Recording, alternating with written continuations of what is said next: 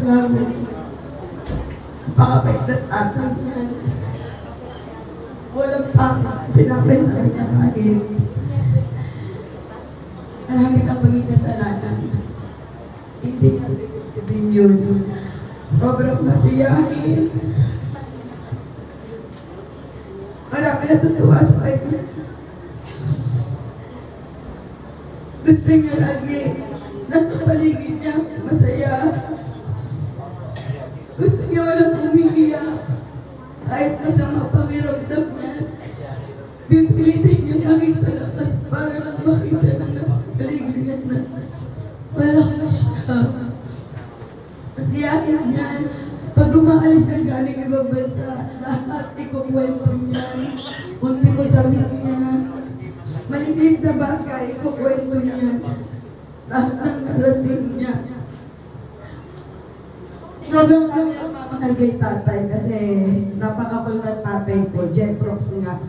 Hindi mo isipin na 80 years old siya kasi feeling niya laging bata lang siya. Kahit nung nagkasakit na siya, sinasabi niya palagi na na hindi raw para kainin siya ng sakit niya. Nung nasa ICU siya na napunta siya doon, sabi niya, hindi siya basta bibigay.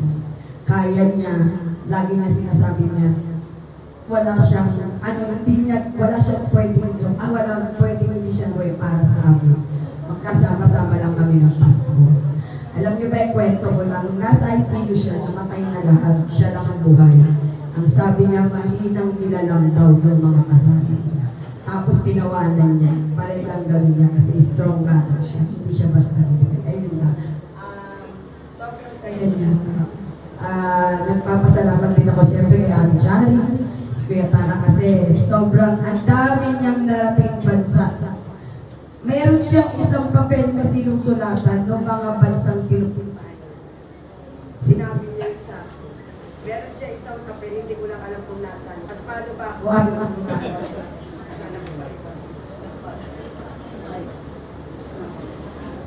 Ayaw na akong salitain ni tatay, maingay daw. Ayun. Alam ko tay, masaya ka na kung saan ka naroon ngayon. Kasama mo na sa Haiti. Siguro, na-impress ka ni Haiti. Kaya kinuha niya sa amin. Pero huwag kang mag-alala tayo. Hindi natin mababayaan si nanay. Like tayo.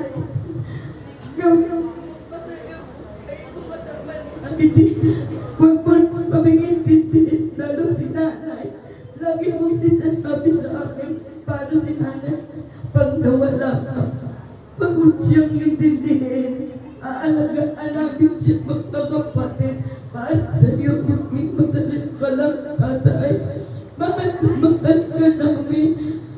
Mamimiss ko yung pag-uwi ako galing trabaho, tatanungin mo ko kung nakauwi na ako. Tapos malaki ako mag-iingat gabi-gabi. Ginagawa natin yun. Mamimiss ko yun sobra. Pero tatanggapin ko ng maluwag sa loob ko kasi alam na mas okay ka ngayon sa pinalalan yan. I love you, tatay. Thank you po, natanggal yung pinigmata ko. Iningatan ko nga siya